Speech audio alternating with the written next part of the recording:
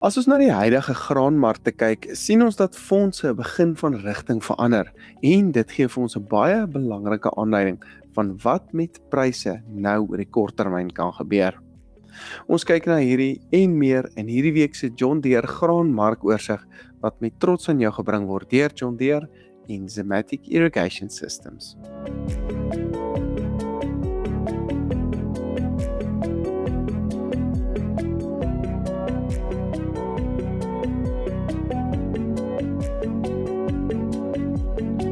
Die witmieliespotprys styg na R3,274 per ton met die Julie kontrakprys op R3,302. Die geelmieliespotprys styg na R3,394 met die Julie kontrakprys nou op R3,420 per ton. Die sojaboonspotprys het ook gestyg en staan op R6,813 met die Desember kontrakprys nou op R7,229. Die sonneblomspotprys styg na R8,775 met die Desember kontrakprys op R9,350 per ton.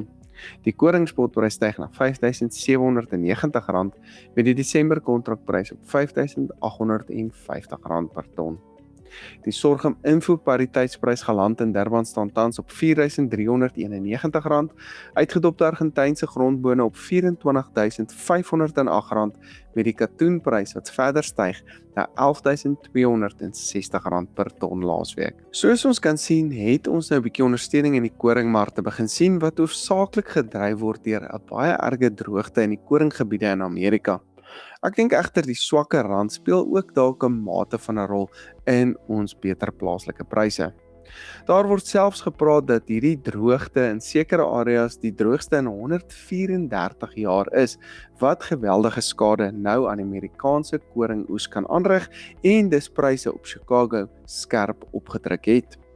Ons pryse het wel ook opwaarts gereageer, maar nie noodwendig so sterk soos wat mense sou verwag het, gegee die erns van hierdie droogte in hierdie areas nie. Die rede daarvoor is dat produksie in ander lande steeds dan baie goed lyk, wat wêreldvoorraadvlakke steeds op 'n gesonde vlak hou en dit beperk hierdie opwaartse beweging op die oomblik. Ons sien ook duidelik dit in die fondse se posisies.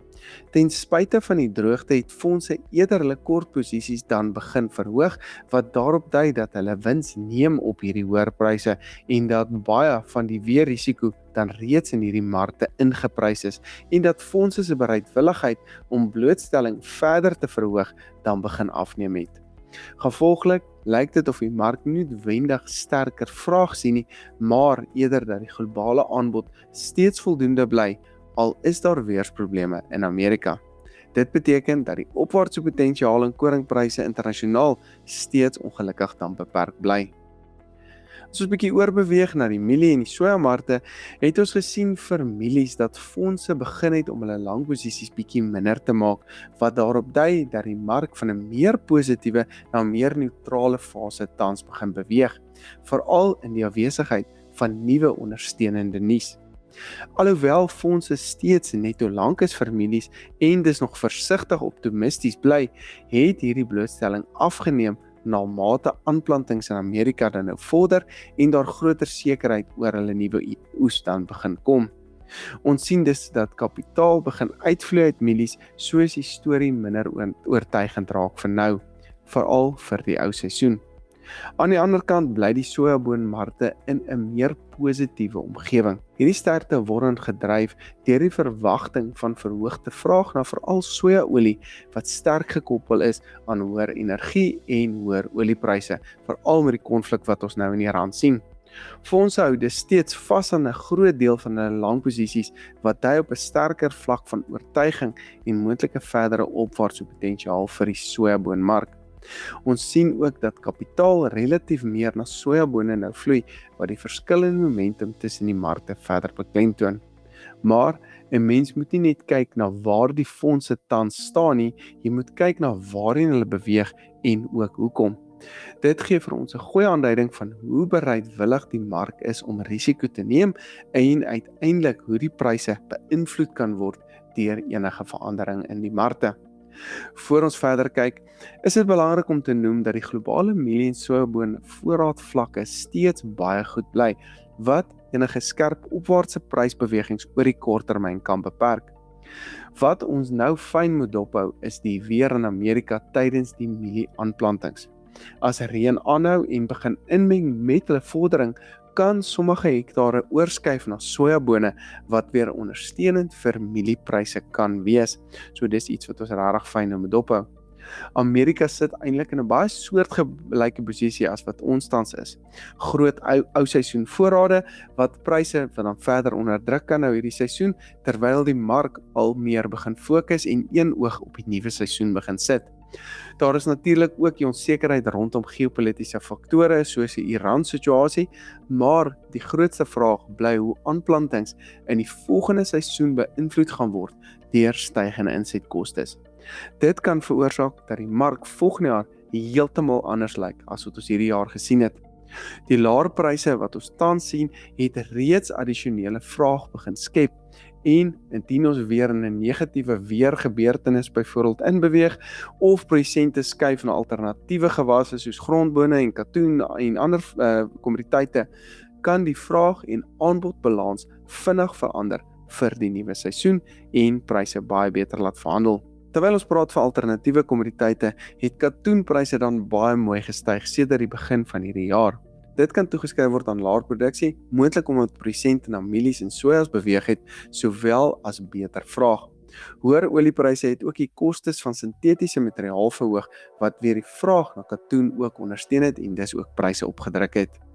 Ek dink ons gaan in die volgende seisoen meer van hierdie skuwe sien, waar produsente kyk na alternatiewe kommoditeite met beter potensiële marges, soos die druk op die insetkostes verhoog.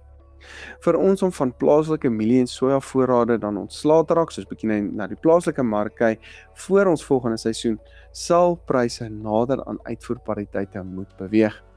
In die geval van geel mielies beteken dit dat pryse ongeveer nog so R114 per ton sal moet daal om by Oos-Vrystaat pariteitsvlakke uit te kom, terwyl wit mielies reeds baie naby aan hierdie vlakke verhandel.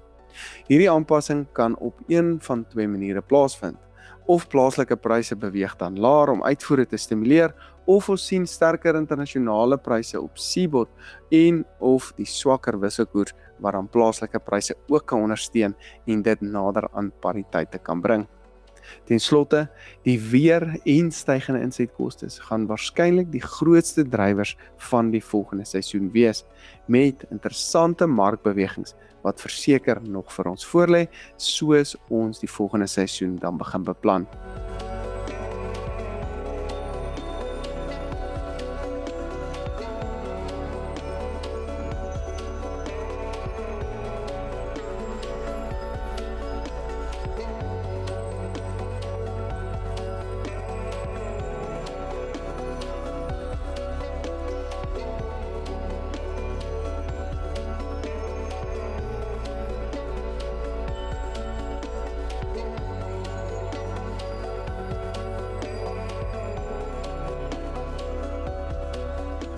Hierdie week se John Deere graanmarkoorsig word met trots aan jou gebring deur John Deere en Zematic Irrigation Systems. Baie dankie dat jy ingeskakel het en sien volgende week weer.